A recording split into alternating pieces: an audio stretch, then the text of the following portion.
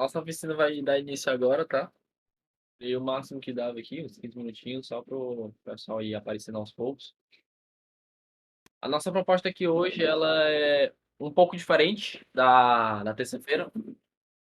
A gente vai trabalhar um pouquinho sobre em cima de um outro gênero de jogo, que é o Infinite Runner, tá? Na terça-feira a gente pegou alguma coisa mais casual, um pouco mais simples. E hoje eu vou pegar um gênero que é bem. Ele é relativamente simples também. E na verdade ele tem algumas lógicas bem interessantes de serem trabalhadas. E também chama bastante atenção dentro de uma Game Jam. É um jogo casual. De certa forma ele é um pouco casual, né? E não chega a ser um hiper casual, ele só tem um slider para o lado, para o outro, para cima e para baixo, né? Geralmente para desviar dos obstáculos.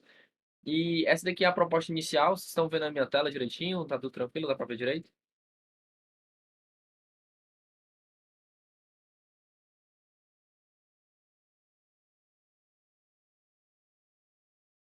Beleza, beleza. É, eu vou dar play aqui para a gente ver o que a gente tem. Eu tentei fazer o mínimo possível fora da tela para a gente ter o máximo de trabalho possível com código. Mas eu tive que adiantar algumas coisas, senão a gente vai perder muito tempo pensando e falando sobre lógica. Então, aqui o jogador ele pode ir para um. Opa, vou dar uma conferida aqui que esse erro aqui é novo. Linha 24. Uma olhadinha aqui rapidão. Tá. É...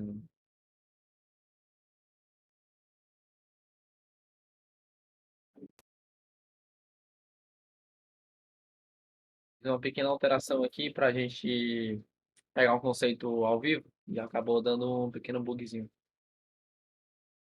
de referência não setada. Mas aqui, Story Manager, é só isso aqui mesmo. Mostrar aqui o que a gente tem.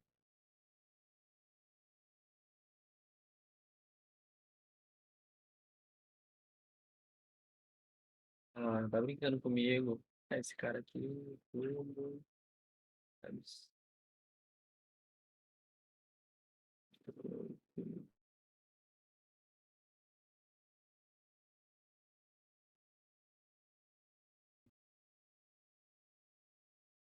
Agora vai dar certo.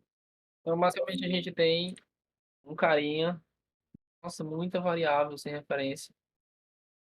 84, deixa eu ver aqui de novo. Trocando algumas coisinhas para mostrar ao vivo para você, que agora tá bem.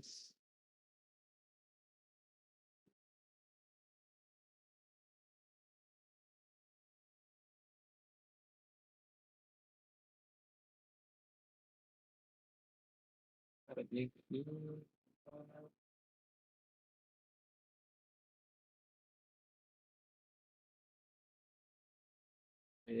Esse cara, Lemos Manager.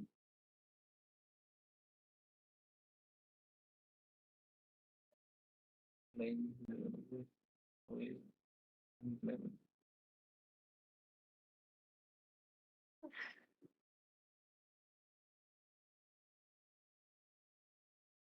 Agora tá tudo certinho. Não, e pela confusão, pessoal. Mas basicamente a gente vai iniciar aqui com o carinha correndo, fazendo animação de correr, né? Já tem um score aqui aumentando um pouquinho. E a gente pode movimentar o personagem aqui, a personagem, para como se tivesse duas linhas, três linhas aqui, né? E também a gente está podendo pular. A gente não tem outra animação para pular, então a gente pode fazer essa troca aqui, né, no ar ainda. Então, alguns detalhes que ainda precisam de um mapeamento mais interessante, né? Tá dando um erro aqui que é de gerenciamento gerenciamento qual é o nome?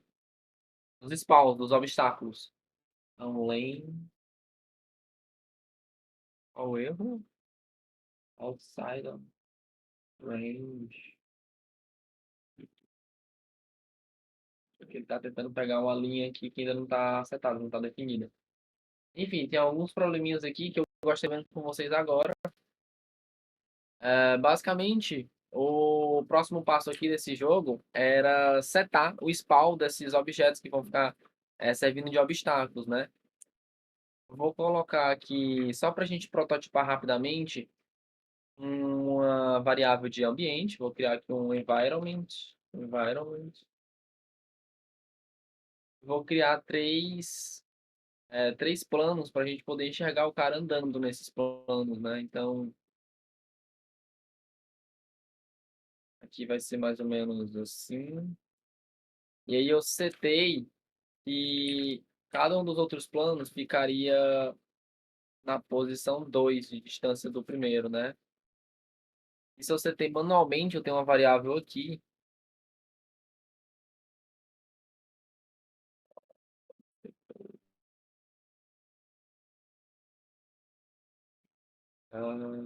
Onde aqui, ó. Lanes. Não, não é que não. Tá em lanes agora. Pronto, lane offset. Então eu estou usando essa variável aqui para controlar exatamente a posição. Fica até um pouquinho difícil da gente ficar imaginando sempre que posição é essa das linhas. A gente imagina aqui como se cada uma dessas daqui fosse uma posição para poder andar, né? Como se fosse andando infinito. E aí o jogo é que você vai ficar parado, o seu personagem fica parado, e o jogo é que na verdade vai ficar andando na sua direção o tempo todo. Para que a gente faz um pouco desse cálculo? É muito mais fácil a gente criar esse offset de distância aqui do spawn, dos obstáculos e do cenário que fica ao teu redor, do que a gente tentar calcular esse personagem andando infinitamente para frente. Ah, eu posso fazer isso infinitamente? Pode, não tem problema nenhum.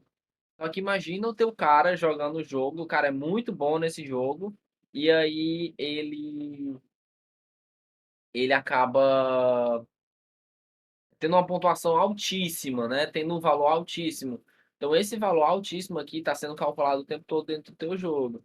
Isso não é uma coisa interessante. Então, tem as regras que eu estou trazendo para cá, para vocês, é justamente esse pensamento crítico de conseguir entender o que que é alguma coisa ruim para o teu jogo e o que é alguma coisa boa. Nem sempre a gente vai ter esse discernimento e muitas das vezes quando a gente está falando de um jogo para Game Jam, a gente não tem o tempo necessário para construir essas ferramentas adequadas. Só que pelo menos vocês vão ter essa noção do que está sendo construído. Um pouco dessas ferramentas aqui a gente vai estar explicando hoje. E são códigos relativamente simples para você estar adicionando, que não vão machucar em nada serem aplicados dentro do teu jogo. Por exemplo, como tá difícil para eu enxergar aqui qual que é a posição dessas lanes e tudo mais, pegar o meu script, usar a cozinha padrão da Unity, que é void on draw gizmos. Essa funçãozinha, ela basicamente desenha um gizmos para você no seu editor. Então ele vai permitir com que a gente veja um objeto ali desenhado. E o que que eu posso fazer? Ah, posso dar aqui um get lane position 0. 1 e 2 são as três posições de lane que eu tenho, né? E aí faz o seguinte, vector tree lane pos, recebe a primeira, recebe a segunda e recebe a terceira. Entre cada uma dessas três, eu vou adicionar um elemento. É, ismos, ponto, ponto, red, eu acho. Aqui é C minúsculo. Só para desenhar alguma coisa vibrante, né, na tela. Colors.red. E agora eu preciso dizer qual objeto que eu vou desenhar. Gizmos, draw, wire, speed, por exemplo. Eu tenho que dizer qual que é o tamanho e a posição. Então eu vou dizer que é lane pos e, sei lá, ponto 5 float.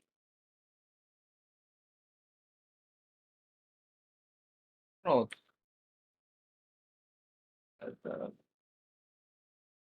Gizmo Scroll. Vou deixar alguns comentários aqui para vocês. Get first lane position.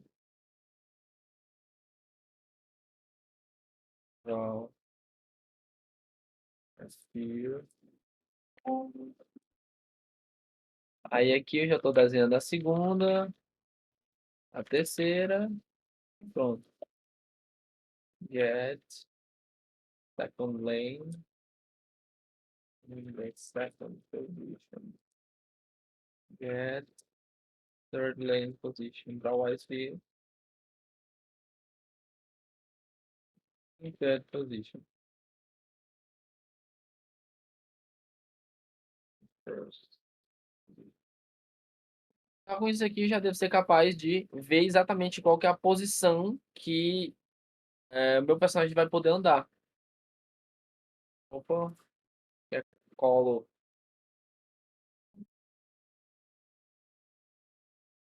dot head.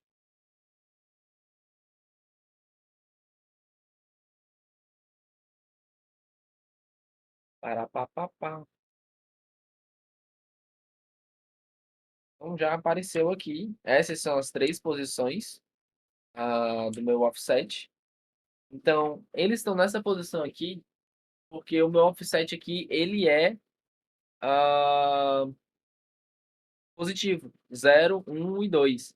No caso, para o personagem lá, eu estou usando -1,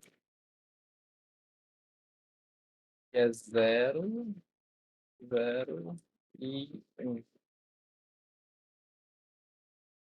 Eu não lembro exatamente agora o motivo de eu estar usando -1, mas eu estou usando esse valor por conta de um pequeno ajuste que eu tive que fazer de acordo com a posição do jogador. Era mais fácil. Ah, lembrei, porque eu estou usando a posição 00 como ponto principal para facilitar alguns cálculos de posicionamento do jogador. Eu estou usando o vector 3,0, ao invés de tentar mapear o. Se eu não utilizar dessa forma, eu vou acabar tendo que mapear todas as posições do jogador para essa posição aqui, tipo 1 do lado. E aqui fica legal desse jeito. Eu consegui observar agora. Esses pontos aqui são os pontos principais do meu posicionamento do jogador. Essas linhas aqui do Gizmo, pessoal, elas são muito interessantes para você poder ter esse trabalho de posicionar alguns elementos, de pré-visualizar o que está acontecendo. Outra coisa interessante também que daria para fazer, se você estiver trabalhando, sei lá, com inteligência artificial e quiser saber qual é o target do seu personagem, você pode desenhar uma linha do seu personagem até uma distância alvo, uma posição alvo. Você pode utilizar a esfera para dizer que é o range do seu jogador, alguma coisa do tipo. Então existem várias funcionalidades que você pode estar aplicando esse drawgismo, tá bom? Interessante aqui também é que, do jeito que eu fiz, eu consigo aumentar e diminuir o tamanho que eu quiser dessas linhas aqui. Se eu estiver achando que elas estão muito pertos, a posição da mão do jogador e tudo mais, ele não vai estar de braços abertos. Mas se eu estiver achando que está muito próximo, eu posso só aumentar aqui um pouquinho. E aí eu vou ver para onde é que vai estar indo essas posições. Então eu já consigo mais ou menos, ó, mapear aqui. Eu sei que vai ser a posição inteira. E aqui -3. Essas daqui são as linhas que o jogador vai estar andando, né? Eu consigo fazer isso daqui, tá? E deixar essas linhas, elas mais do jeito que eu achar mais interessante. Tem algumas maneiras de você manipular esse terreno aqui do chão de forma inteligente. Por exemplo, ao invés da gente ter um objeto aqui no chão que fica correndo o tempo todo para trás, a gente pode ter uma textura e pode simplesmente fazer com que essa textura fique andando pelo mapa, né? Tipo, ela tá aqui, a gente vai fazer essa textura percorrer dali de cima para a região de baixo. Infelizmente, eu não vou trazer esse trabalho hoje, porque o intuito é trabalhar um pouco dos design patterns aplicados aos objetos. Nesse sistema aqui de Infinite Runner, a gente, como eu disse para vocês, a gente tem um objeto e ele vai spawnar aqui nessa posição. e vai se mover na direção do jogador a uma velocidade constante, né? Então ele vai estar vindo sempre nessa direção. É a velocidade do próprio objeto, a velocidade do jogo. Então, só que imagina que esse objeto o jogador desvia, né? Sei lá, desvia, ele passa direto.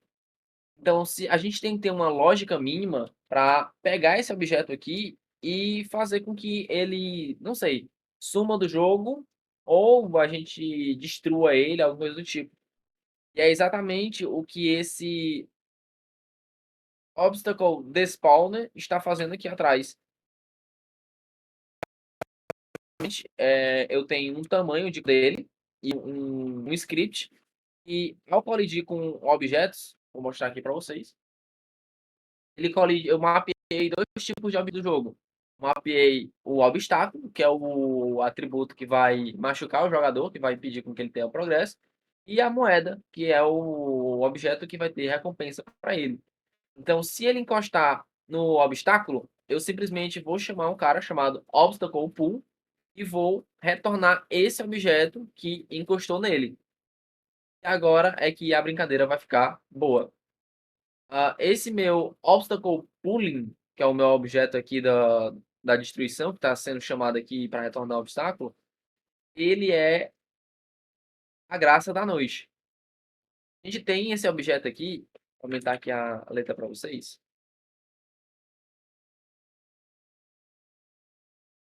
O que que é esse obstacle pooling?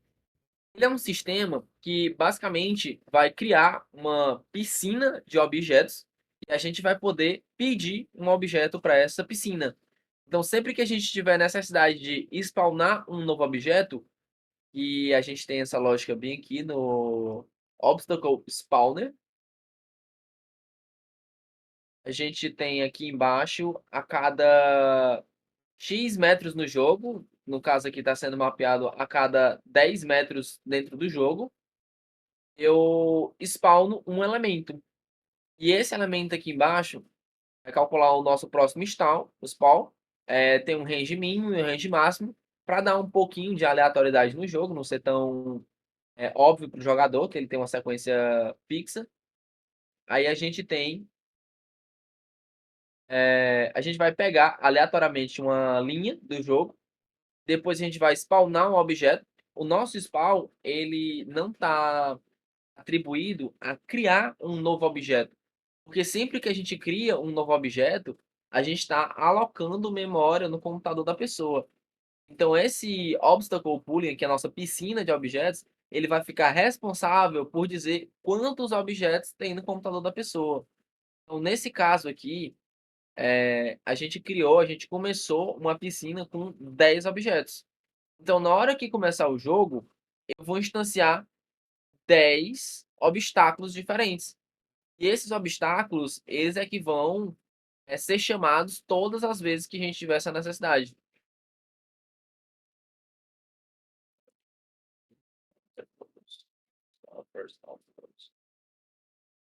E aí depois a gente vai simplesmente pegar esse obstáculo e vai colocar ele numa posição que a gente sabe que faça sentido. Então a gente já pegou uma posição aleatória e agora a gente tem um offset de distância, que é justamente essa distância inicial aqui.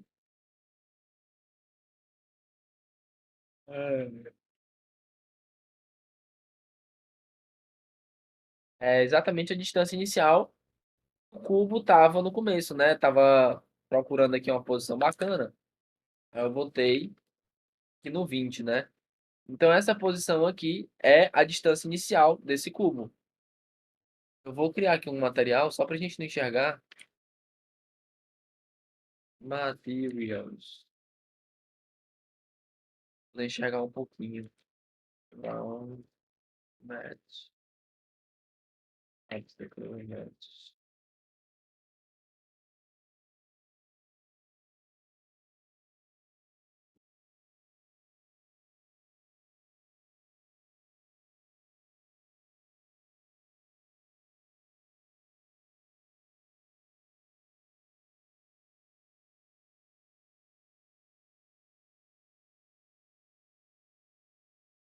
Beleza. Então agora a gente tem um overrides, apply all.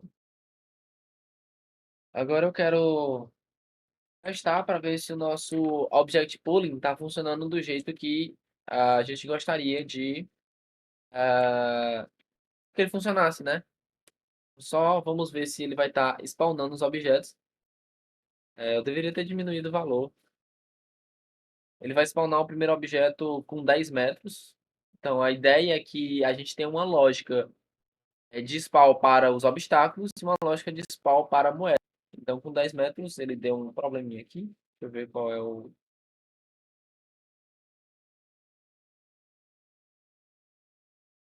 É o mesmo problema. Lá no Lens Manager. Vim aqui. Turn, lanes, handle, lane. Provavelmente é porque esse cara aqui é vazio.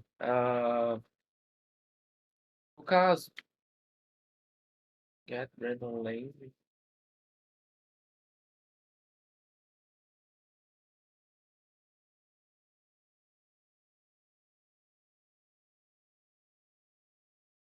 Essa função aqui eu removi o escopo dela. Ah,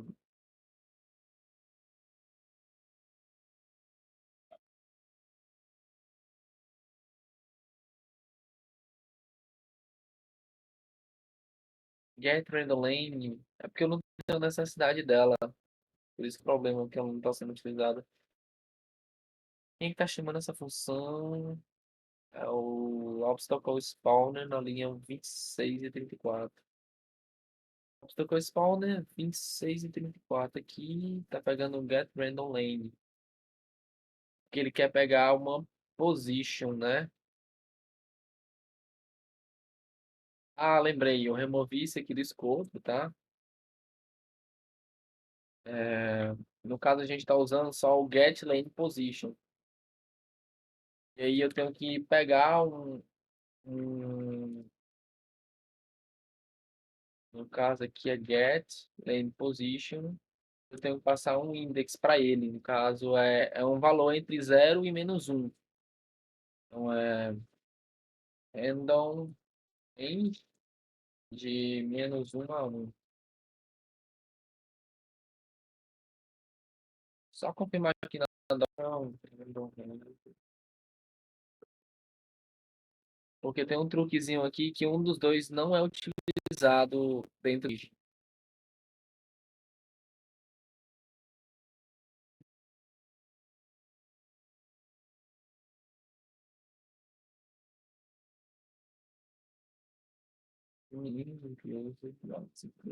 Não, é isso mesmo, os dois são incluídos.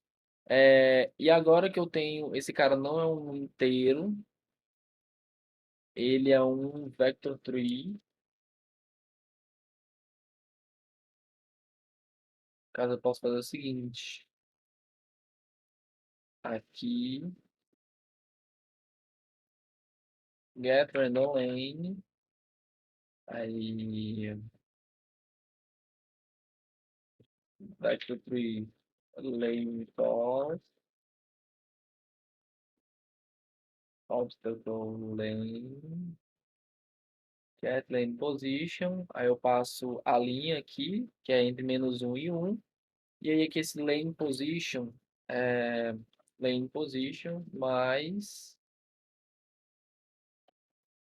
vector 3 forward vezes spawn offset distance. Tá, o que que eu estou fazendo aqui? Troquei um pouquinho essa lógica, porque ela estava usando uma função que eu ia remover de qualquer forma. Então agora eu estou pegando uma linha aleatória entre -1 e 1, pode ser uma das três. Depois eu estou pegando a posição dessa linha lá no meu mundo 3D. Uma coisa é eu ter o controle ali de qual é a linha que eu estou pegando, e a outra é eu ter a posição que aquela linha representa no mundo 3D. Então aqui eu estou pegando a posição que aquele objeto vai ser instanciado. Então na hora que eu pego o objeto, ele ativa para mim o objeto, e aí eu preciso mudar a posição desse cara. Eu estou pegando o transform position dele, colocando na reta, então ele automaticamente vai carregar aqui. Então ele vai carregar para a gente uma posição inicial no eixo zero. Vou terminar de carregar. Então, automaticamente, ele vai carregar para a gente uma posição nesse eixo zero bem aqui,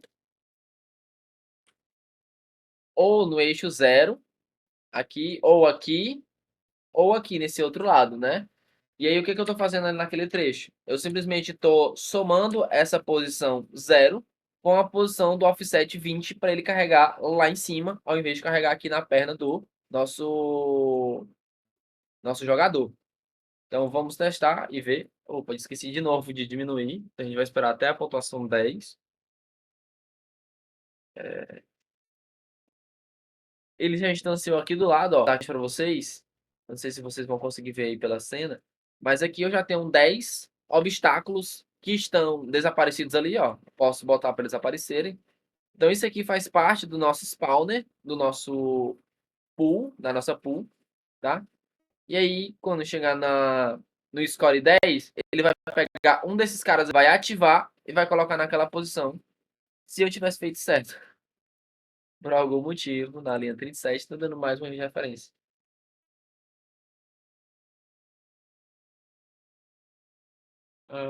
Obstacle pool. Ah, sim. É porque aqui eu fiquei de fazer esse método aqui. Uma coisa é uma coisa, outra coisa é outra coisa. Vou resolver primeiro isso aqui e depois eu mostro pra vocês o outro pattern.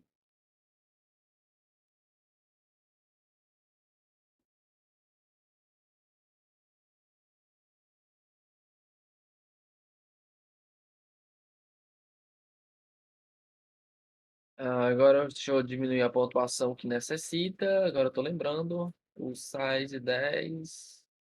Spawn offset distance. Ah, eu não tenho. Aqui, obstacle pooling. Esse cara aqui. É sem diminuir. Então, float. Next spawn position 10, eu vou diminuir aqui para 5. Sabe? Ver o spawn dos objetos, dos obstáculos.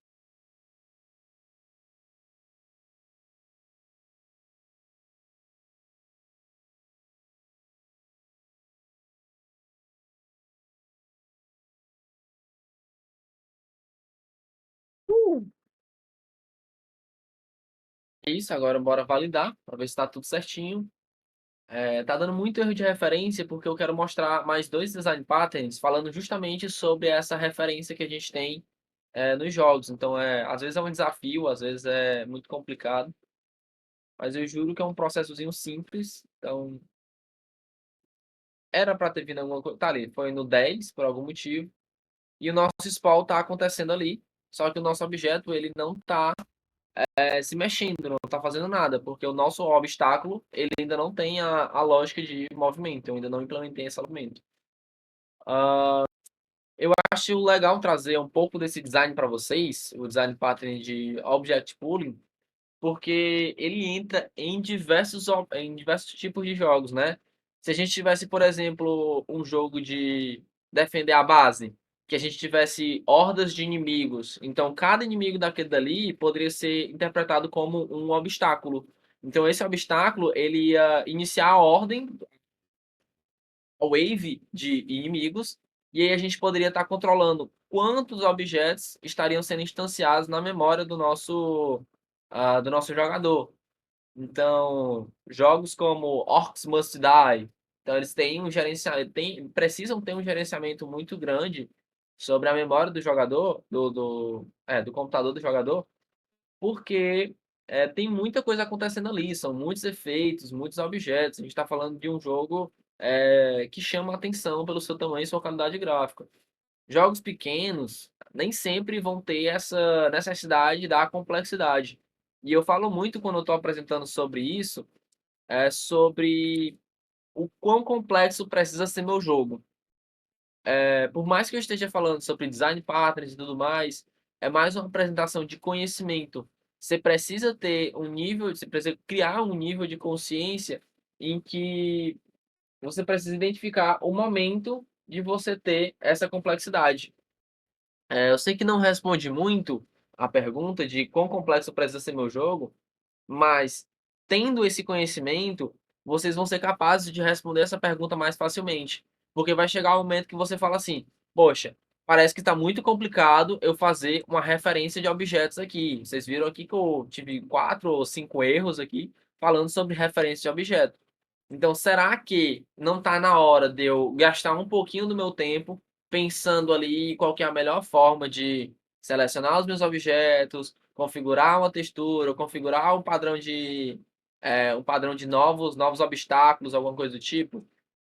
Para isso, galera, nesse meu exemplo aqui, eu estou trazendo para vocês um design pattern muito comum, bem famoso, que é chamado de singleton. Ele vem da palavra single, que é para ser solteiro, ou único, ou singular, na tradução não literal, nessas traduções não literais. E a ideia é que você tenha uma referência para o próprio objeto e que aquele objeto seja único daquele tipo. Como assim? Não entendi. Vamos pensar no nosso objeto jogador. Nesse meu cenário aqui, é um jogo local, um jogo único, só você joga na sua tela aqui e tudo mais. Então você tem apenas um objeto do tipo jogador. Então, tendo um singleton, eu posso fazer uma referência para o objeto jogador, de tal forma que eu sei que eu sempre vou estar fazendo referência para aquele objeto. Onde que isso encaixa muito bem? O exemplo do jogador ele não é tão interessante, mas o exemplo do Score Manager ele já chega a ser um pouco mais atrativo para o que eu quero apresentar para vocês. Faz sentido a gente ter dois Score Managers calculando para a gente quantos pontos o jogador tem ou quantos metros ele andou naquela run, naquela partida, naquela rodada. Então, a gente transforma esse cara em um singleton. Basicamente, aqui no nosso singleton, ele já é uma classe abstrata, ou seja, ele não pode existir se não for uma herança, uma hierarquia, alguma coisa. E ele é um monobehavior. E eu estou dizendo que o singleton ele pode assumir um tipo T genérico, em que T é o próprio monobehavior dele mesmo. Eita, ficou muito complexo. Calma. Basicamente, aqui no Score Manager, a gente vai falar o seguinte: você vai ser um singleton do tipo Score Manager. É isso. Não tem segredo. Dessa forma, a gente garante de que a gente sempre vai estar fazendo referência para uma única classe do Score Manager e que a gente vai saber que esse cara não vai estar somando variáveis duplicadas duas vezes ou fazendo referência para um objeto que não existe. Então, dessa forma, a gente tem uma lógica. Pessoal, eu vou compartilhar esse código com vocês e vocês vão poder explorar depois com um pouco mais de calma, tá bom? Nesse caso aqui, o singleton, ele tem uma lógica que garante que o próprio objeto só existe uma classe dele. Então, na hora que a gente tenta instanciar uma nova classe desse objeto, ele vem aqui embaixo e diz que não é possível. O meu objeto, ele não será destruído na hora que eu trocar de cenas e carregar novas cenas do jogo, ou então eu não vou fazer referência para nenhum outro objeto. Se eu tentar criar um novo objeto, ele simplesmente destrói o objeto que está sendo criado. Onde que eu utilizo o meu Score Manager? Lá na classe de Obstacle Spawner, eu tenho uma função em que eu vejo o meu Score Manager. Aqui nesse Score Manager, eu estou fazendo uma referência direta para essa variável aqui em cima. Eu estou usando esse atributo aqui da Unity, chamado Serialize Field, para que eu venha até aqui. Vai dar uma pequena carregada aqui, porque eu alterei o singleton lá na classe do Score Manager. E aí, lá no Obstacle Manager, eu tenho aqui o Score Manager, uma referência do Serialize Field, ele fica aparecendo aqui para mim. E aí eu posso simplesmente arrastar esse cara para cá.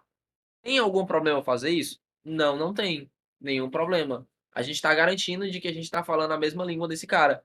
Só que depois de um tempo você pode acabar duplicando esse cara aqui sem querer e colocando ele aqui embaixo. Ah, não sei, não lembrei e tudo mais. Então, fazendo referência para um singleton, você garante ali a unicidade daquele objeto. Então, se eu tirar essa referência de serialize field, eu consigo vir aqui embaixo no Score Manager e fazer um instance para fazer referência para aquele Score Manager que está lá. E desse jeito, eu posso chamar o Score Manager instance em qualquer lugar. Melhor ainda, nesse caso aqui, não é uma variável, eu faço referência para a classe. Ela fica com letra maiúscula. A gente faz referência para a classe, o atributo instance. Aqui é como se eu estivesse acessando uma propriedade, uma variável ou uma função qualquer desse objeto, dessa variável, Score Manager. E agora eu estou acessando o atributo meters. Vou salvar aqui e vou mostrar para vocês que tá tudo tranquilinho aqui. Vai funcionar do mesmo jeito. Eu apenas fiz uma troca de uma variável que eu estava setando ela manualmente aqui no editor, e agora eu estou setando ela programaticamente de forma mais direta, né? Estou pegando uma referência estática dela na classe e vai funcionar normalmente. Esperar que só o score até o 10 de novo. Eu mudei aqui, mas parece que não foi. É porque aqui no editor ficou com o valor de 10. Ó, nada mudou. Ah, mas Germano, não mudou nada. Realmente não mudou nada. A gente apenas diminuiu um pouco do processamento. Do processamento, não, na verdade. Nós diminuímos um pouco do trabalho que é chamar esse cara direto no editor. Então já fica uma coisa mais ah, pragmática dentro da lógica mesmo, tá? E aí, falando sobre isso, aqui eu fiz uma referência para esse objeto, mas eu acabei criando um pequeno outro problema. Eu já falei para vocês na terça-feira, e volto a frisar de novo, que essa classe update, ela é chamada a cada frame do teu computador, da tua simulação. Vamos dizer que você tem um computador muito potente, estamos falando de uma placa de vídeo a 3050, a nova 3090, 4090, não sei mais nem qual é a numeração que está agora. E que você está rodando essa simulação aqui de pastel a 400 frames por segundo, 400 FPS. Essa função update ela é chamada 400 vezes por segundo. Então imagina que você está chamando essa função aqui do Score Manager Instance 400 vezes. Isso daqui está criando uma referenciação ah, não duplicada, mas como é que eu posso dizer? Você está chamando o mesmo objeto diversas vezes. Isso aqui acaba te custando bastante. Uma maneira, entrando em outro design pattern, uma maneira da gente diminuir um pouco desse custo é a gente usar o método flyweight, que é o peso pena. Tá? Aqui em cima a gente vai já aplicar o flyweight em alguns cantos, né? Nesse caso, a gente vai fazer uma referência para uma variável interna e eu uso muito essa palavra, vai cachear a variável em uma variável interna, essa classe que a gente tinha. E agora que ela está aqui em cima, a gente tem o Score Manager aqui em cima. E aí a gente vai agora dizer, olha, a partir de agora eu quero que você use a minha variável para fazer referência para a variável que existe lá uma única vez. Então, desse jeito, eu estou garantindo que a minha classe Obstacle Spawner tenha uma referência para o Score Manager. E agora que está mais simples, eu não vou chamar aqui, a minha função continua chamando 400 vezes por segundo a minha função de update, só que agora eu já tenho essa referência para uma variável interna dele. Então o meu custo aqui é muito mais reduzido. Metonym aí. É muito reduzido, porque essa variável já existe no escopo da própria classe. Mais uma vez, eu vou salvar aqui e a gente vai testar e vocês vão ver que não mudou nada, tecnicamente, porque esse... Não, pera. Aqui eu não ajudo, né, desse jeito. Convert, float, score manager, operator. Perdão. Aqui é meters. A variável metros com a variável Perdão. Então, desse jeito. Vixe, de novo. Story Manager. Aqui embaixo. Não. Ah, aqui eu tenho que tirar o meters e fazer referência somente para a instância da classe. Perdão. Ctrl C, Ctrl V danado aqui. Mas a ideia é essa. Agora a gente não vai ter erro nenhum. Vou dar play de novo na simulação e vocês vão ver que tecnicamente nada mudou. A gente apenas teve um processamento melhor, um processamento maior dentro do nosso jogo. Volta à pergunta: para que eu vou ter todo esse trabalho de implementar desse jeito se nada vai mudar? Dependendo do tamanho do teu jogo, a gente vai ter problemáticas que a gente vai precisar resolver de forma mais inteligente, de forma mais dinâmica, mais orgânica do teu código. Vai ter coisas que vão precisar serem mais, não é mais simples, mas mais organizadas. E essas classes, esses designs realmente ajudam a você manter um controle do tamanho do teu jogo e um controle de para onde você está caminhando, como está caminhando. Se você se coloca essas restrições de boas práticas de código, você consegue ter uma visão muito mais clara do seu objetivo. Para quem é artista, para quem gosta de design, de criações e tudo mais, sabe que as constraints, não são as amarras, né, de criatividade, os limites criativos, eles servem muito bem para definir um esboço geral da criatividade. Com código, não é muito diferente. Com código, quando você se prende a utilizar boas práticas, código limpo e outros detalhes da programação, você cria estruturas que vão te levar bem mais longe do que se você estivesse fazendo de qualquer jeito. Acreditem, tem um limite para o quanto a gente pode fazer ajustes técnicos. Gambiarra.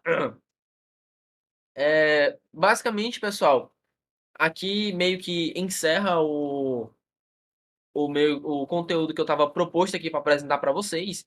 E agora, nessa segunda hora, até as 9 aqui mais ou menos, eu estava querendo criar um pouco aqui de um terceiro design pattern, que é conhecido como Factory.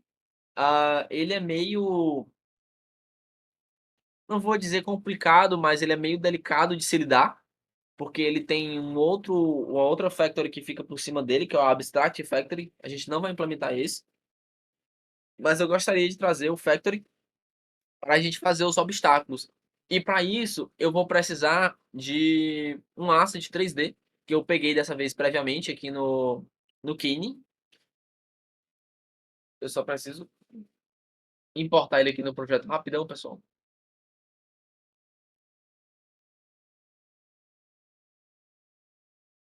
Que eu acabei não importando direto no projeto. Eu puxei aqui do lado.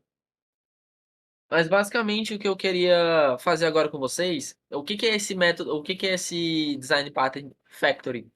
Ele é uma fábrica e ele vai funcionar da seguinte forma: a gente vai ter alguns atributos que a gente vai controlar de alguma forma genérica e tudo mais. A gente vai criar essas abstrações e a gente vai passar para o cara que vai pedir um modelo. E no nosso caso é o obstacle pooling. Ele está criando um objeto ali no primeiro momento. Então a gente vai passar para o object pooling uma referência do nosso. Cadê os models? Kine Graveyard. É a primeira vez que eu estou usando esse package do Kine, tá? É o cemitério. Então eu vou puxar alguns elementos aqui, selecionar ao acaso mais ou menos, e ver como é que a gente pode estar construindo, não sei, cenários, obstáculos, para a gente estar inserindo dentro do jogo, dentro do Factory, para a gente estar manipulando um pouco dessas características do jogo, tá? Minha primeira dica para quando vocês forem trabalhar, estiverem crescendo um pouco mais a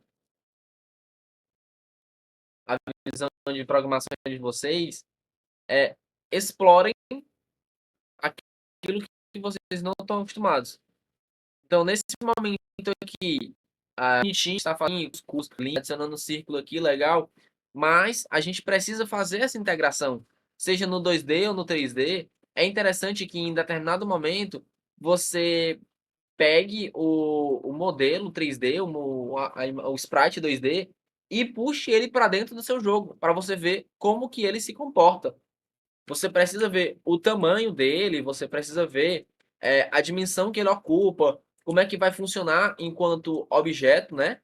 Então aqui eu tenho um altar stone, eu não sei altar wood, então parece que esses objetos estão muito pequenos, e a minha personagem tá gigante. Então eu vou tentar pegar aqui o cara, aumentar, não sei, para 3 aqui e ver o que que vai acontecer. Parece que ficou um tamanho mais agradável. Vou botar 3,5 porque como é para ser um altar, parece que ele é para ser um pouquinho maior.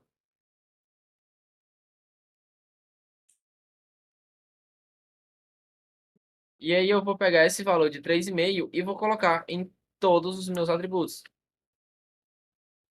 Selecionei todos, coloquei 3,5, dei um OK, apply, e aí ele vai colocar em tudo.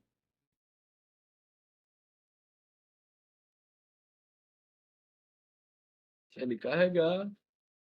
Uou, show! Eh, Tá, então eu vou selecionar mais alguns aqui. Eu já tenho esses três. Altar de madeira e banco. Talvez eu procure só mais um. Deixa eu ver aqui. Stone Wall. Não, não parece legal pro que eu quero. Pumpkin, não pro que eu quero.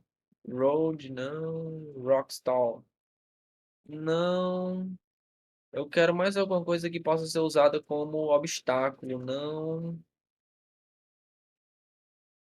Ó, Gravestone. Parece legal isso daqui.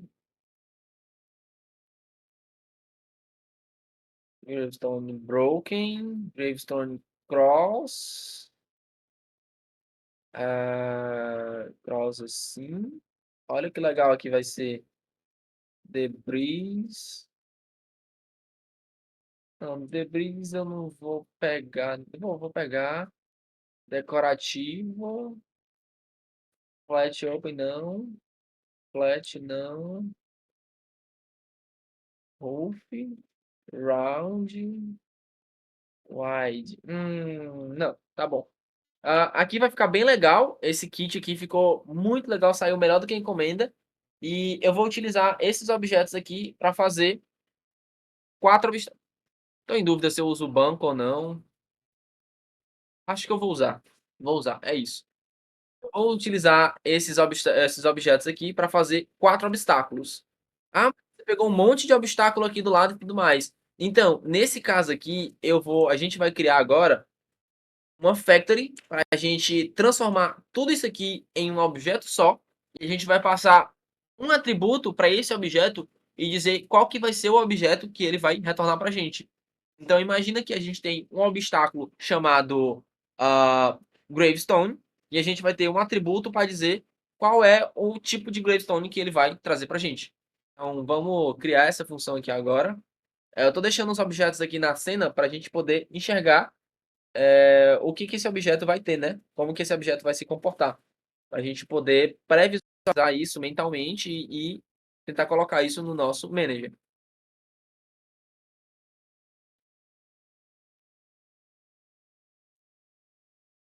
Então aqui a gente vai ter o... Na verdade, eu vou usar o mesmo objeto que eu tenho aqui em cima, Obstacle Manager, e vou só criar a classe.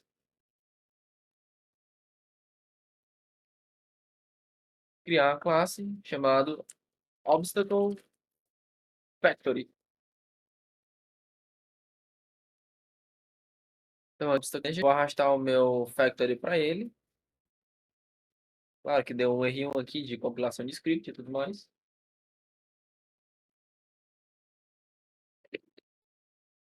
Gente, eu juro pra vocês, a Unity tinha uma versão que ela não tinha esse problema de compilação de scripts.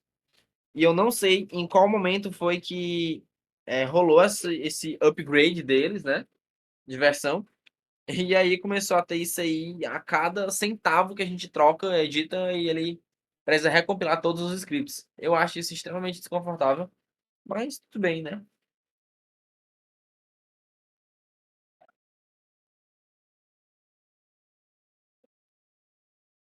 Vamos lá.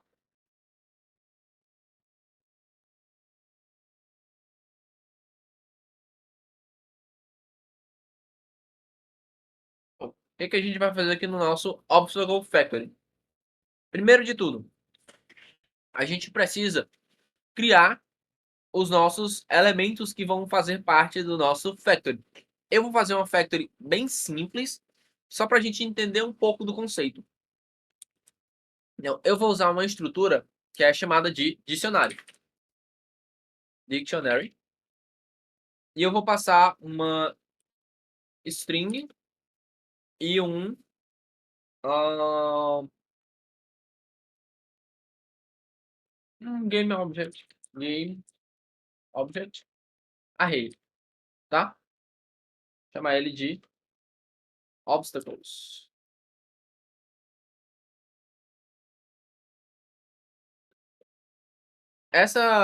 Esse new aqui que eu já estou colocando, ele já está criando para mim esse novo dicionário, para que eu não precise estar controlando exatamente essa. É a mesma coisa que dá uma referência para um novo objeto.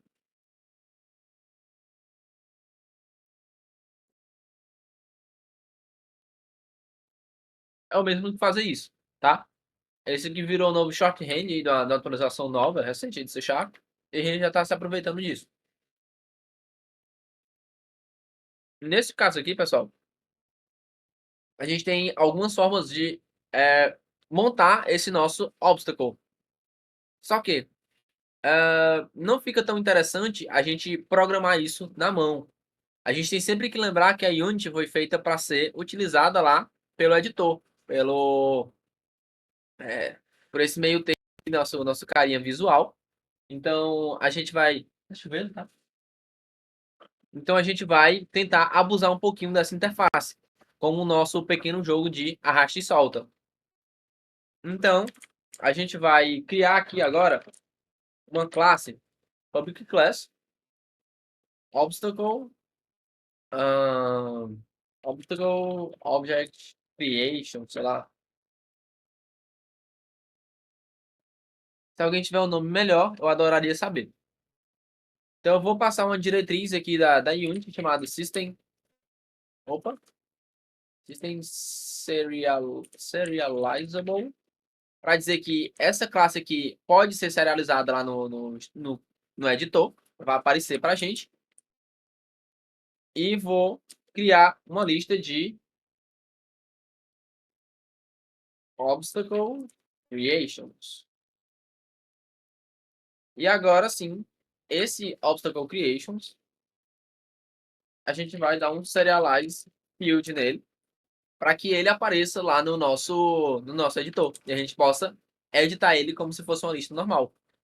O que que vai ser o nosso Object Creation? Simplesmente uma referência. Ela vai ter um opa, public string obstacle name e um public game object array obstacle graphics, tá?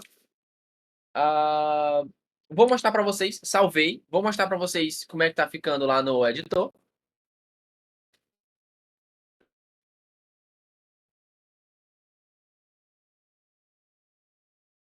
Ah, perdão. Vamos criar uma nova classe aqui. Opa, está aqui. Ah, faltou um i. Dictionary. Dictionary. Perdão.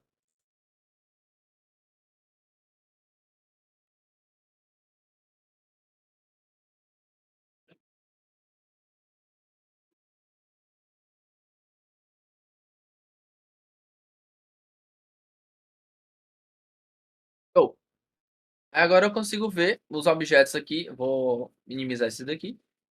E aí eu consigo montar os meus objetos aqui dentro. Então, dessa forma, eu consigo pegar, por exemplo, um altar, altar, e consigo dizer quais que vão ser os objetos que vão ser o meu altar. Por exemplo, altar wood. Peraí, deixa eu voltar aqui rapidão. Obstacle, eu vou travar ele aqui em cima, tem um cadeadozinho, para que eu clique em outros objetos e a minha referência daqui não saia do inspector. Então, eu vou selecionar aqui o meu altar stone. Na verdade, eu tenho que pegar o próprio objeto que está aqui dentro. Aqui, Models, FBX, Altar Stone. E vou puxar para cá. E agora o meu Altar Wood. Vou puxar para cá. Dentro do meu Obstacle Creations, vou adicionar outro objeto. E mais um, que vai ser o meu Bench. Bench. Ele só vai ter um objeto. Vou remover esse daqui. E vou puxar o meu Bench para cá. Olha, tem esse outro aqui, Bench Damaged. Então, eu vou usar ele também, só porque ele está aqui. Vou aproveitar nosso asset para poder fazer isso. O próximo vai ser o nosso Gravestone. Vai ter bem mais elementos. Então, Gravestone. Aí eu vou ter que puxar de um por um, né? Gravestone Bevel. O Broken. O Cross Large. Cross. Debris. Creative. Roof. Round. E o Damaged. Deu? Eu não tenho. Não, esse aqui eu botei depois. Pronto. Já posso remover as minhas explicações daqui. E aí eu tô com o meu elemento criado aqui, né, no meu editor. É por esse motivo que a gente criou aquela pequena estrutura ali para a gente poder setar manualmente aqui, deixar o editor game designer ou alguém construir esses elementos. E agora a gente vai fazer o quê? Vamos pegar esses elementos que foram criados e colocar dentro de obstacles da seguinte forma: for each obstacle creation in obstacle creations. Para cada elemento de criação, a gente vai pegar esse elemento de criação e vai colocar dentro de obstacle da seguinte forma: obstacle uh, creation ponto obstacle name recebe creation obstacle graphics. Então vai ser da seguinte forma: ele está recebendo o nome daquele obstáculo, está recebendo os gráficos daquele obstáculo. Por fim, a gente vai ter uma última classe aqui, public game object get creation não sei, get create get obstacle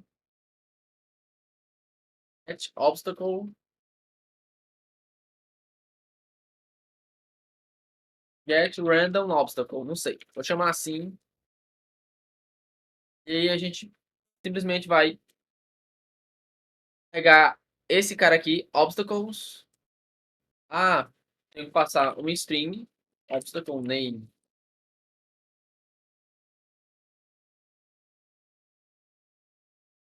Dessa forma, eu tô garantindo que eu tô pegando um obstáculo que tem esse nome. Por exemplo, eu quero pegar só um bench, que é um banco. Eu quero pegar só um gravestone. Então, eu vou passar o nome daquele objeto que eu estou querendo pegar.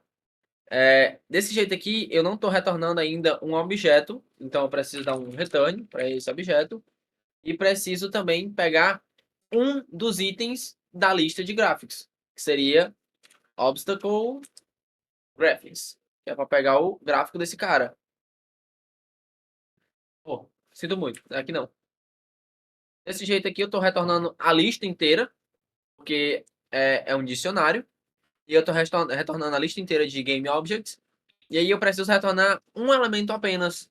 Então, para fazer isso, eu vou randomizar um item, um range, um número inteiro aleatório. Eu vou fazer o seguinte, esse número vai de range, random range 0 até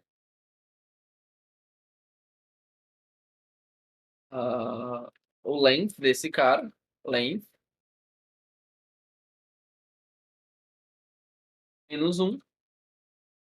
A gente sabe que o tamanho precisa ser menos um. E aí eu vou pegar aqui embaixo esse range. E agora eu estou garantindo que eu estou pegando esse obstáculo e o item randomizado. Então eu posso pegar o 0, o 1, o 2, o 3.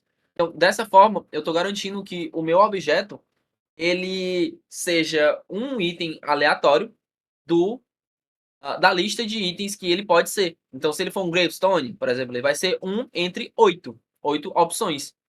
Isso daqui é muito utilizado, esse design pattern, ele é muito utilizado em jogos como Minecraft, por exemplo, em que você, pelo nível de dificuldade que você está jogando, médio ou difícil, os mobs que nascem ao seu redor, eles começam a spawnar com características mais únicas. Por exemplo, um esqueleto com armadura de ouro, ou um zumbi com a espada na mão. Já vi zumbi com machado, com pá de madeira, de ouro, de ferro. Então, isso daqui traz um pouco de aleatoriedade e dinamismo para dentro do seu jogo, de tal forma que o jogador possa se surpreender com o que está sendo criado ali dentro. Muitos jogos abusam dessa mecânica de criação dinâmica e de randomização de características para criar essências únicas. Isso aí é um exemplo de No Man's Sky. É um exemplo muito forte em No Man's Sky. Agora que eu tenho a minha função preparada para retornar para a gente um objeto, vou aproveitar a oportunidade e garantir que esse factory vai ser um singleton, do tipo obstacle factory, dele mesmo, né? E agora eu tenho uma referência direta para ele. Para garantir que o meu óculo ele seja realmente aproveitado, porque, por exemplo, aqui nesse momento eu estou pegando um obstacle pooling. E aqui dentro do pooling, eu estou simplesmente criando instantiate, obstacle prefabs, e esse cara é um cara único que simplesmente é um cubo lá na Unity e tudo mais. Eu agora vou fazer um pequeno trabalho para que esse item que seja único, ele seja um pouco diferente. Errei uma palavrinha aqui de novo, peço perdão. Singleton.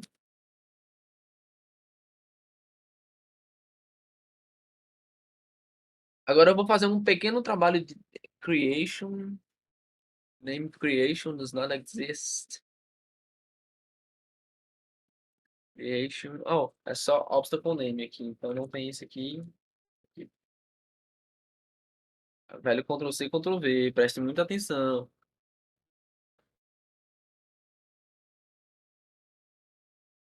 Agora foi. Eu acho. Foi? Não foi? Foi? Foi sim. Show. Agora um pequeno trabalho aqui. Gente, programadores, por favor, não tentem apenas fazer tudo via código. Então, você precisa criar certas estruturas para que elas possam se adequar ao código que você está fazendo. Nesse caso aqui do meu cubo, eu vou mudar aqui o nome dele, eu vou chamar ele agora de Obstacle Prefab.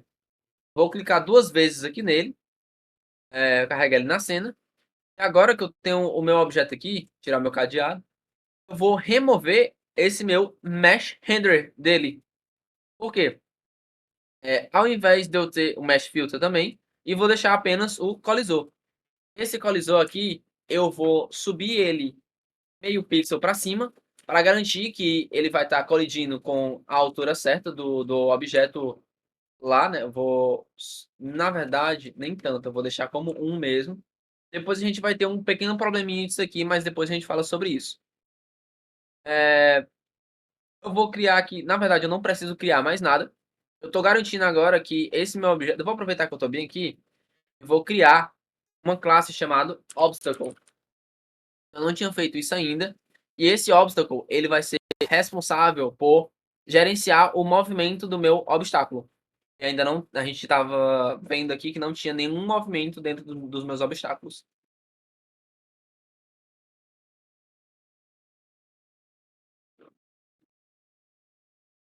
Hum, Bom, basicamente é isso. Agora, o que é que eu vou fazer? Eu já tenho um cara padrão aqui dentro do meu obstacle. E agora, lá no obstacle pooling, eu vou fazer uma referência via flyweight para essa classe aqui, obstacle factory, meu start, aqui no começo, eu vou fazer isso, instance,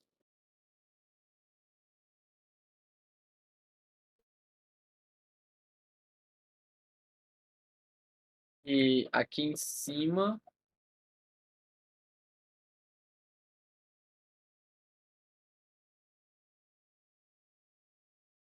obstacle factory, papapá, tudo certo, fazer uma referência para a instância dele. Aí agora eu tenho 10 obstáculos, e aqui embaixo, agora que está o pulo do gato. Eu não estou manipulando os meus elementos que são obstáculos. Eu simplesmente vou adicionar um gráfico dentro desses obstáculos. Eu vou criar aqui uma função para quando eu pegar um obstáculo, eu adicionar um gráfico para esse cara. Então, na hora que eu for. Pá, pá, pá, pá, aqui. É isso mesmo.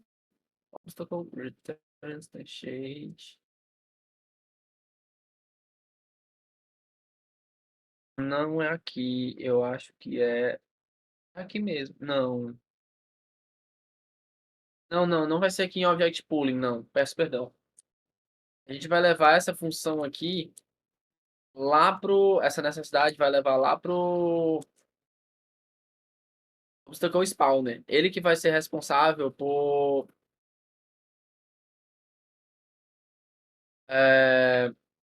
mostrar pra gente essas. Fazer o graphics acontecer. Então. Instance.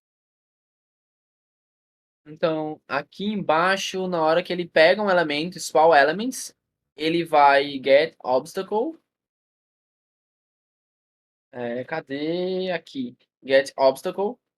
Aí ele vai fazer um remove all graphics on old obstacle e generate new random graphics.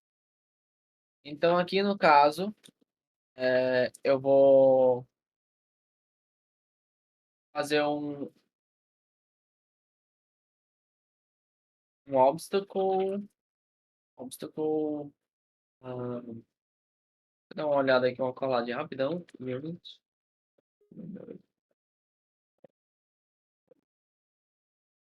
É, aqui embaixo, get random obstacle. Adicionar get random obstacle. Por enquanto, eu vou passar manualmente aqui, só para a gente testar. Então, Raydon,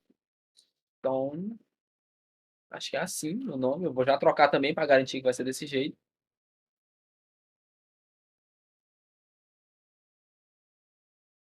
E aí, esse Game Object New Graphics, a gente vai adicionar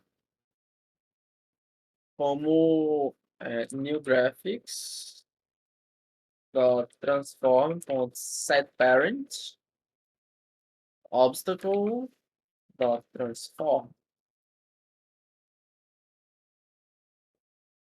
Aí, aqui, lá em obstacle, eu preciso remover todos os objetos que são filhos desse objeto atual. Que, na verdade, os objetos que vão ser filhos deles vão ser apenas os objetos de gráfico. No caso, vai ser um objeto apenas. a gente pode destruir por nome e garantir que esse objeto sempre vai ter um nome específico. Pode ser feito isso, pode ser feito dessa forma. Acho até melhor, inclusive, ao invés de remover todos, né? Então vamos remover somente um objeto chamado graphics. Remove graphics field child object from old obstacle. Então, ah,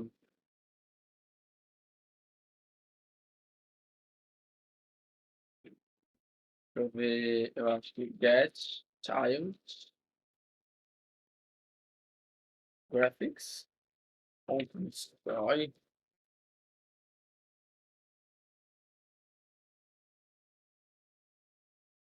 Acho que seria isso.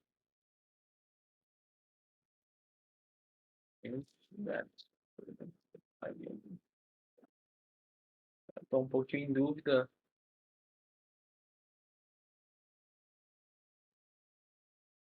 Eu vou aproveitar e ver logo o nome do Grave para ir adiante. Ah, é find, não é get, é find aqui. Aqui é find. E é no transform, não é no. Não, aqui. Transform. Find graphics. E aí, claro que aqui também nesse new graphics eu preciso mudar o nome desse. Unit. Find.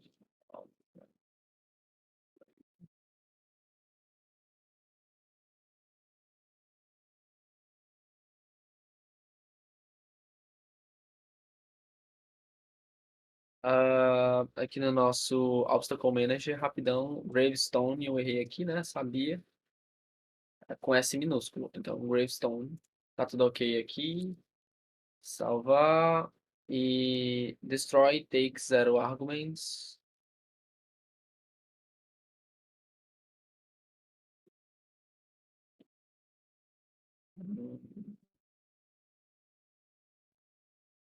Ah, no caso, é o contrário aqui, assim.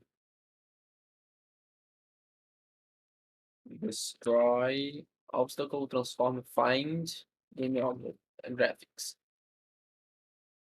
Ok, aí tudo que eu preciso fazer agora é mudar o nome desse cara.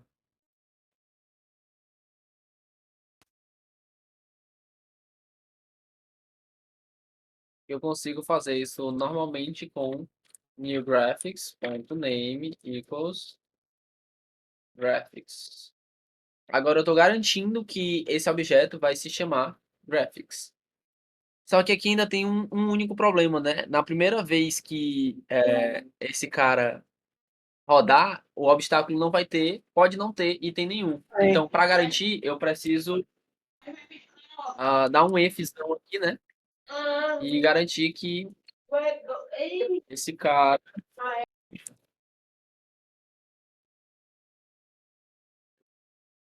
garantir que esse cara tenha um objeto, né? Então, eu acho que eu consigo fazer isso somente dessa forma. Obstacle.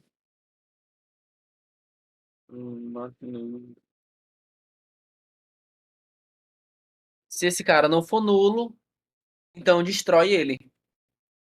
Se for, segue o baile. Se ele for nulo, a gente segue o baile. Se for nulo, significa que não tem nenhum objeto ainda e a gente pode criar um novo objeto sem problema nenhum. E aí a gente entra nessa condição aqui, né? Entrou aqui, destrói. Se não, cria um novo gráfico e ele vai pegar lá da nosso obstáculo aleatório com um nome aleatório e depois ele vai renomear o objeto para graphics para a gente garantir que vai entrar nessa condição aqui no futuro. E por fim, a gente diz que o novo gráfico, o pai dele, transforme setParent, é igual ao obstáculo que a gente estava manipulando aqui mais cedo, que é esse cara, obstacle spawn. Então, se tudo der certo agora, a gente vai ver diferentes tipos de gravestone.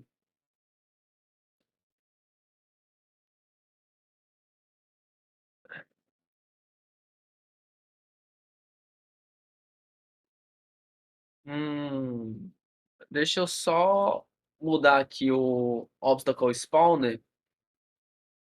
Next spawn distance 3 min gap 1 e aqui min gap 3. Para que a gente possa spawnar os itens um pouco mais rápido. Eu vou aumentar só um pouquinho para que a gente não tenha muito, o spawn seja muito rápido demais, né? Deixa eu ver se precisa de alguma coisa. Tem uma última coisa que eu gostaria de fazer antes de testar tudo. Eu gostaria só de ter uma velocidade para cada um dos itens. Public, vamos fazer da maneira mais correta. Serialize field. Na terça-feira, eu comentei que não havia problema nenhum a gente estar utilizando o public. E realmente não tem. Só que no nível de jogo de Game Jam e tudo mais. A maneira mais séria assim ser feita é usando essa propriedade, Serialize Field, porque ela vai aparecer lá no Inspector, só que ela não vai ser pública de tal forma que ela possa ser manipulada por algum hack ou algum controle de alguém que consiga acessar os dados do seu jogo.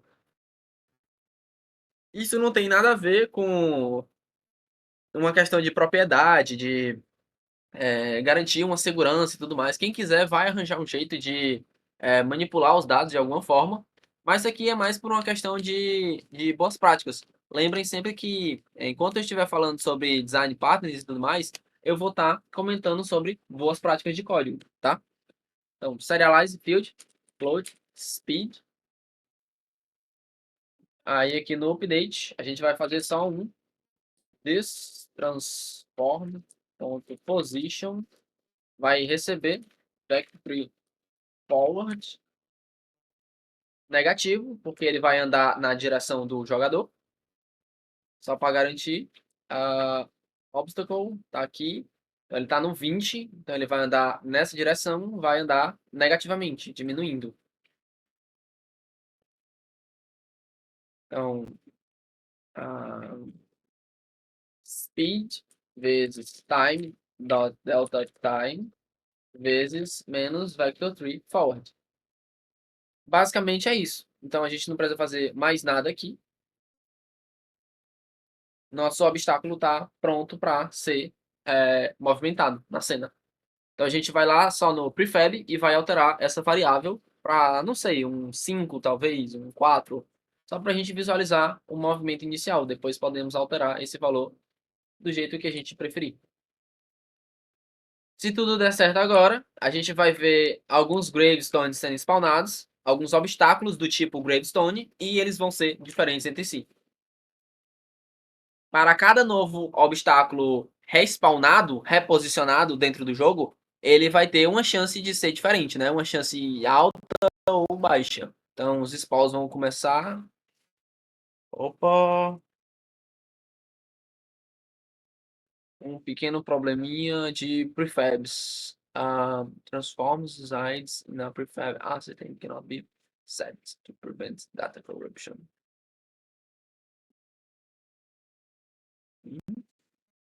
New graphics transform.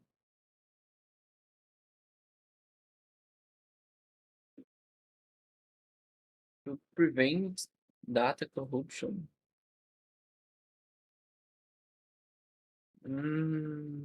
Deixa eu pensar aqui, que erro foi esse? Eu acho que eu já esbarrei com ele alguma vez. New graphics, not transform. Ai, gente, perdão. É, Eu sei o que é isso aqui. No caso, aqui no Factory, na hora que a gente está criando os objetos aqui do nosso dicionário e tudo mais, eu estou fazendo uma referência direto. Aqui é Obstacle Graphics, não vai ser. Aqui é Obstacle Prefab. Vamos usar as palavras corretas, né? Então, eu estou fazendo uma referência direta aqui para o Obstacle Prefab. Nesse caso, eu preciso criar um novo objeto que não seja o próprio Prefab. Senão eu vou estar fazendo referência para ele como se fosse o próprio objeto que está lá na pasta de assets da Unity. Então, isso não é interessante aqui para esse caso. Eu preciso dar um instantiate para criar um novo objeto a partir desse prefab e que eu possa manipular esse objeto em real time, tá bom? Então, nesse caso aqui, eu ainda vou fazer uma coisa bem simples, que é pegar esse objeto aqui que foi criado, que está sendo criado. Na verdade, eu vou fazer o seguinte, é inverter aqui, game object, ah, obstacle go, game object, e aí eu vou pegar o obstacle go e vou transform set parent this transform. E aqui eu vou dar um obstacle go. Só que aqui ainda tem um pouquinho mais coisas.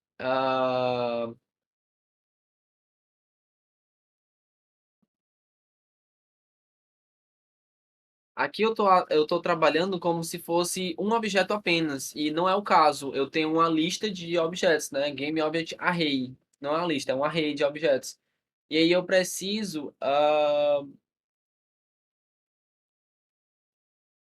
fazer um loop nessa lista para pegar cada um desses objetos. Eu vou fazer o seguinte, dentro desse for each, eu vou fazer outro for each game object obstacle go em creation prefabs. Vou alterar aqui o nome de novo. Prefabs, plural, são vários objetos. Devem ser vários objetos. E para cada um desses objetos, eu vou pegar ele, tá? New obstacle go, é, new obstacle go transform set parent destransform. E aqui eu vou fazer um game object obstacles array new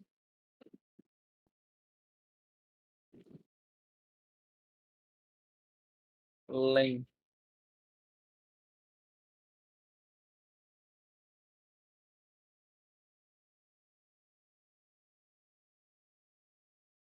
array for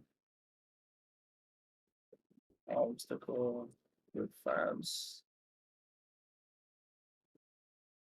iterate through all prefabs iterate through all relation obstacle creations create a new object. Create a new game object. Okay. Hierarchy. E por fim, set auxiliar to obstacles. Okay. Ok, eu acho que é isso. Só dar uma conferida aqui. Primeiro, a gente está pegando um array auxiliar de game objects, chamado obstacles, e a gente está. Não vou poder botar esse nome, eu vou colocar aqui. Obstacles, aqui. Passo ele aqui de novo.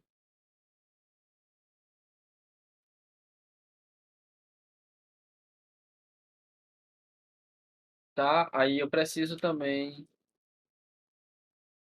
add new obstacle to auxiliar obstacles. Vou chamar até de auxiliar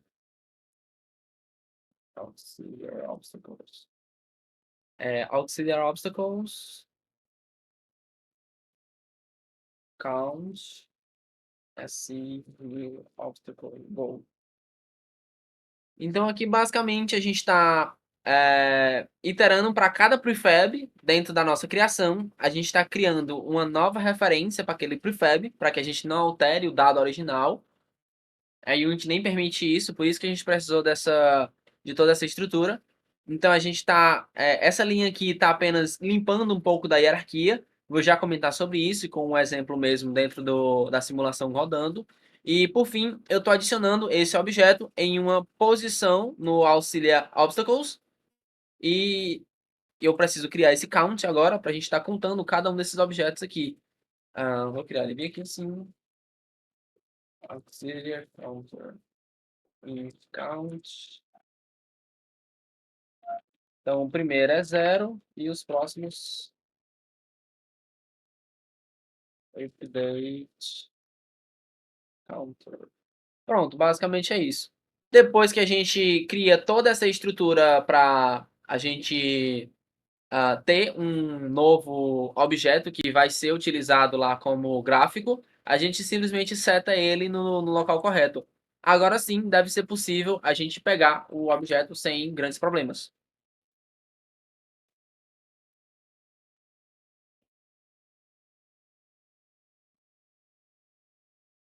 Opa, na linha 23. Na linha 23. Oi? Invade hunt specifier.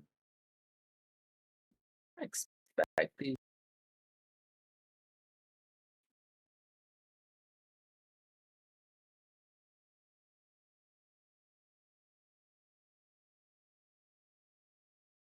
Aqui, aqui. Aqui tá fechado. Oxi. Na linha 23. 23. Game object. New.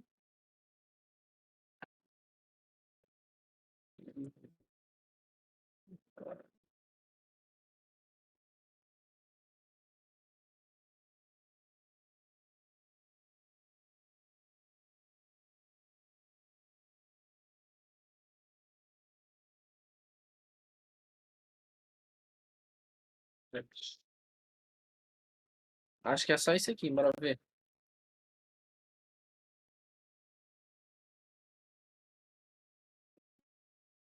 Ainda tô usando a palavra antiga aqui embaixo.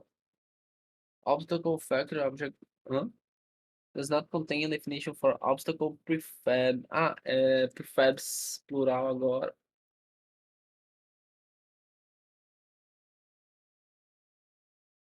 Aí aqui é obstacle goal. Fazer um prefab desse cara que está iterando. E aqui embaixo é auxiliar obstacles. Pronto. Home clean. Tá. Aquela linha ali do Clear Hierarchy que eu coloquei ali pra gente visualizar, na hora que começar o jogo, eu vou mostrar pra vocês aqui a simulação do jogo. Vou mostrar pra vocês o que vai acontecer com os obstáculos que foram criados, né? Nesse cenário, a gente iniciou com 10 obstáculos automáticos e eles vão aparecer aqui, ó. 10. Enquanto os obstáculos. Opa, criei aqui um monte de outros obstáculos aqui por algum erro. Já já vou dar uma conferida. Mas a ideia é que os outros obstáculos eles apareçam como filhos desse Obstacle Manager. Para quê? Para que isso daqui não volte a se repetir com uma hierarquia gigante, enorme de vários objetos.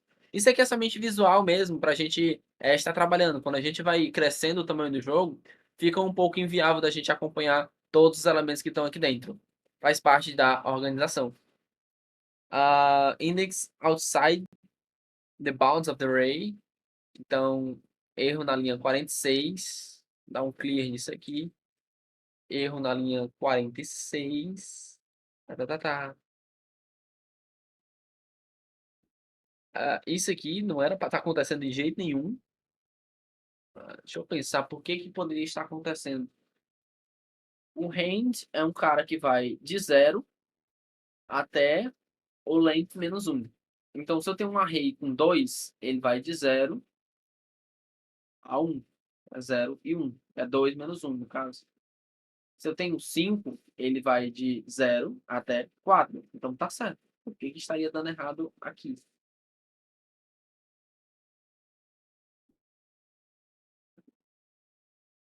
Hum, Gravestone. Obstacle. Gravestone. Get random. Ele chama lá.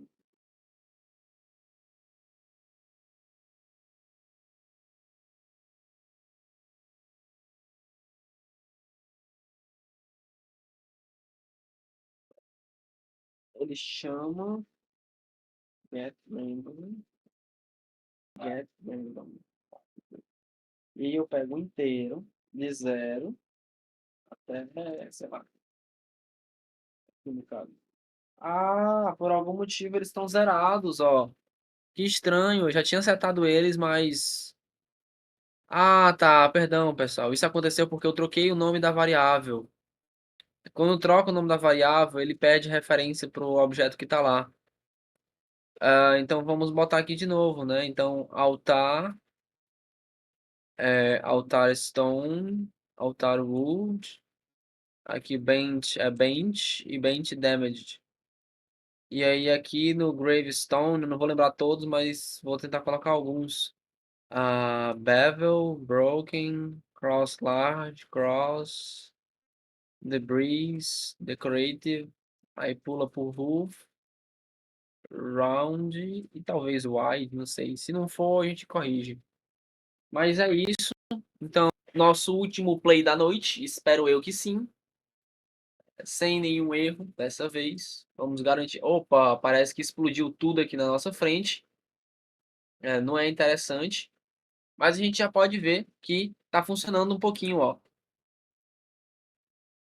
E ele vai encostar aqui, não encostou e foi embora, ó. Já é diferente esse daqui. Pá, pá, pá, pá. Eu acho que eu sei o que está acontecendo aqui.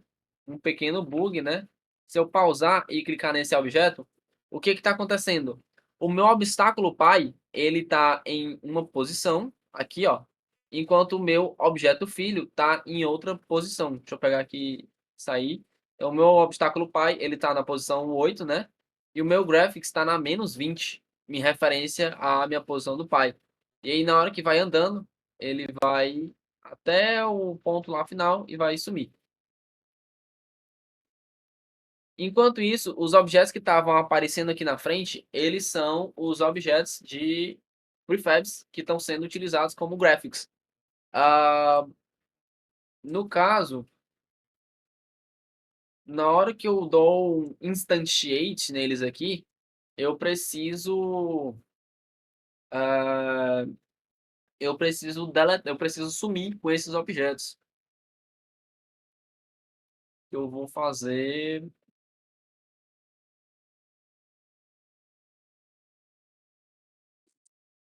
talvez vir aqui, hide in object.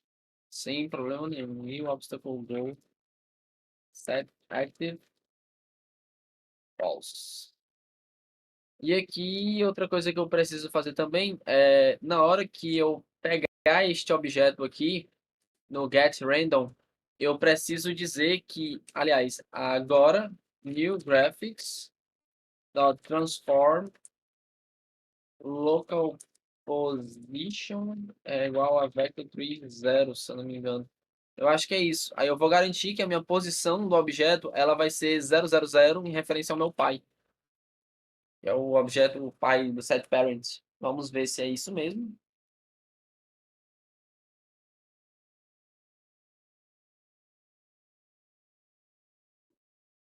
Show. Vamos testar. Não deve aparecer nenhum dos dois erros que a gente acabou de visualizar. Não tem mais objetos aqui. Ótimo.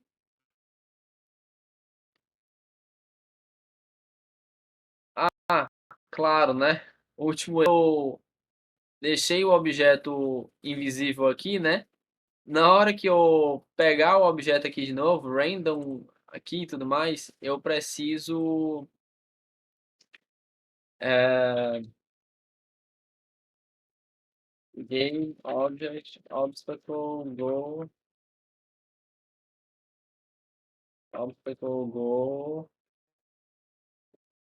set active obstacle go. E aqui no final, eu acho que aqui a gente vai ter outro probleminha, né? Porque aqui eu tô destruindo o objeto. Então eu vou deixar um comentário aqui e fica como tarefa de casa para vocês. To do use object pooling instead destroy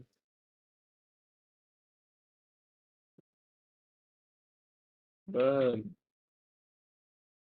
The next get random will fail because the previous one was destroyed.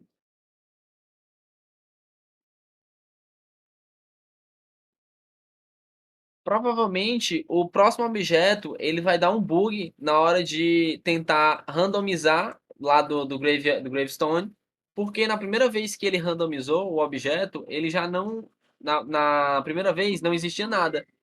E aí ele tentou pegar esse objeto aqui na segunda vez e destruiu ele na segunda vez. Funcionou. Só que quando ele tentar pegar de novo o mesmo índice daquele gravestone, esse objeto aqui já foi destruído. E isso não vai ser interessante. Então a ideia aqui qual é? É você simplesmente remover esse objeto do pai, dar um remove nele e sumir com ele lá no factory. Bem, essa é uma ideia inicial, é uma possível ideia, né?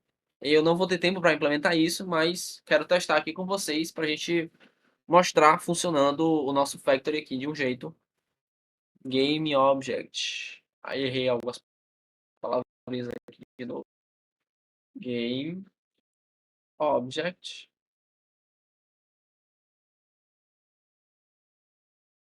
Show.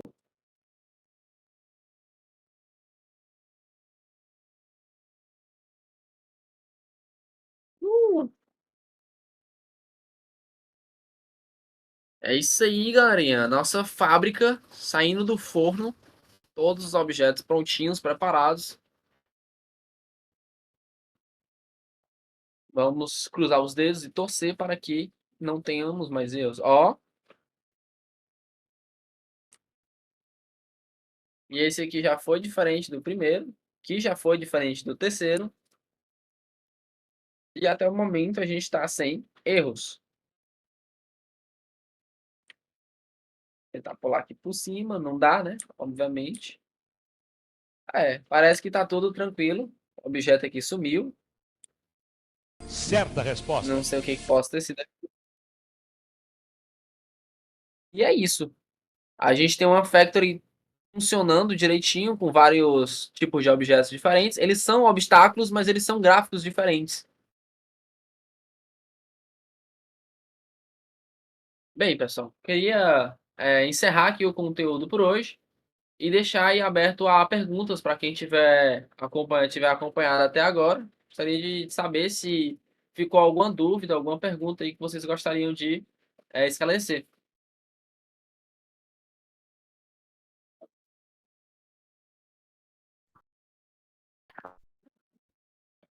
Aqui também.